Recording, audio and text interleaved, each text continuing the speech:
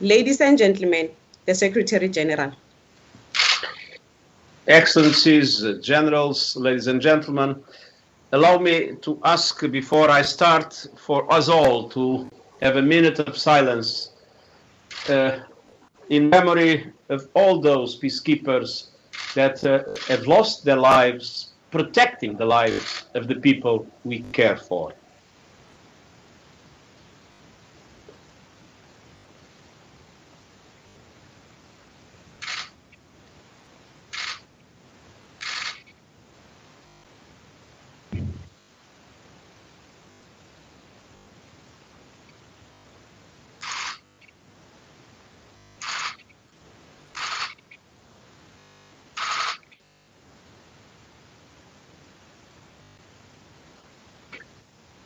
Thank you.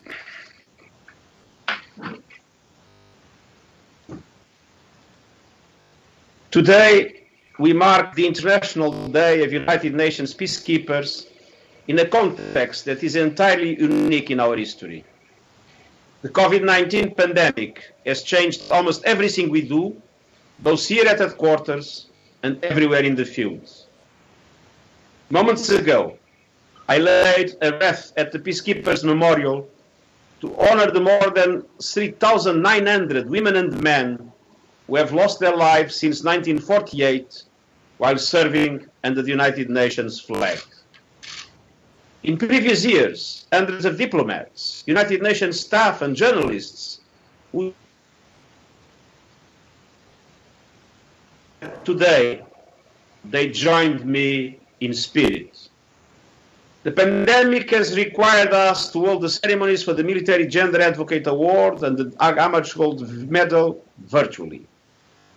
But what the virus has not changed is the service, sacrifice and selflessness of the more than 95,000 women and men serving in 13 peacekeeping operations around the world. Every day, our peacekeepers continue to protect vulnerable local populations, support dialogue, and implement their mandates while fighting COVID-19. They are doing everything they can to be an integral part of the solution to the crisis while keeping themselves and the communities they serve safe. As always, they give the United Nations family many reasons to be proud. But the virus is not the only threat that our peacekeepers face. Hostile acts, improvised explosive devices, accidents and diseases continue to take a heavy toll. And today, with the awarding of the Dag Hammarskjold Medal, we pay tribute to the 83 military, police and civilian personnel from 39 countries who lost their lives last year serving in UN peace operations. And unfortunately, I also want to say that yesterday and today, two of our military colleagues have passed away due to the COVID-19.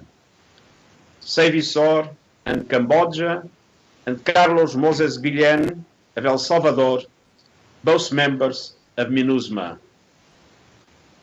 Now, in order of the memory of all those fallen in the line of duty, I went to express my deepest condolences to their families. And I hope that this medal offers them a measure of comfort. I now ask all of you, wherever you are, to feel strongly the solidarity with those families that are also permanently in our memory, in our attention, as they were the ones that suffered more together with those followed in the line of duty. Now, this year, we also mark the 20th anniversary of the Security Council Resolution 1325 on Women, Peace and Security, and we are observing the International Day of UN Peacekeepers with the theme Women in Peacekeeping, Key to Peace.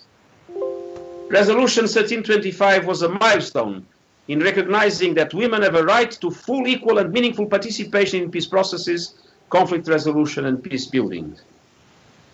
It is also emphasized that women peacekeepers play an essential role for the success of our peace operations. Day by day, women peacekeepers help improve all aspects of our operations and performance.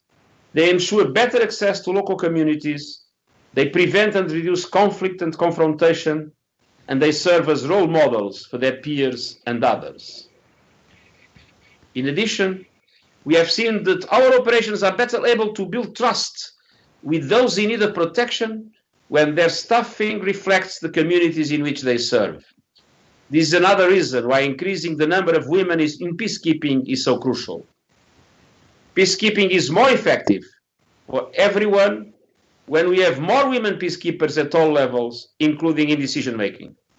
We will continue to do everything we can, including with our troop and police contributors, to reach this goal.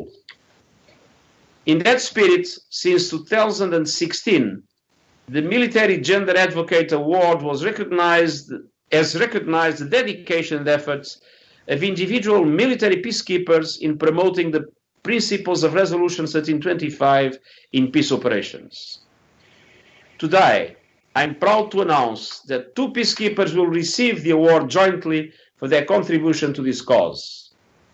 Commander Carla Monteiro de Castro Araújo of the Brazilian Navy, who is deployed with UN mission in the Central African Republic, and Major Suman Gawani of the Indian Army, a military observer formerly deployed with UN mission in South Sudan.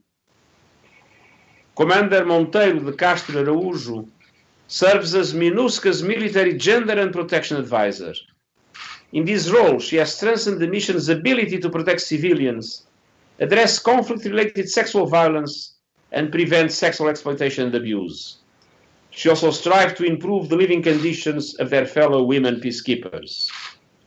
Major Gawani, during her deployment in South Sudan, mentored more than 30 military observers on conflict-related sexual violence and ensured the presence of women military observers in each of the mission's team sites.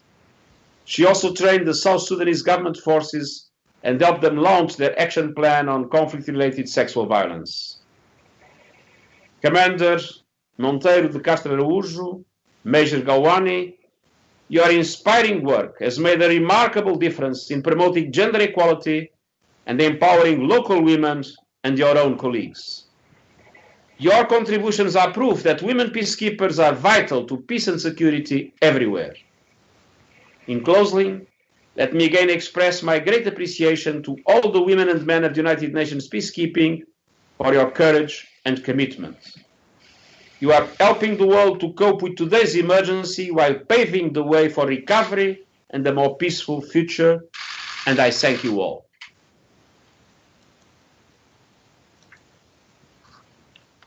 Thank you, Mr. Secretary General.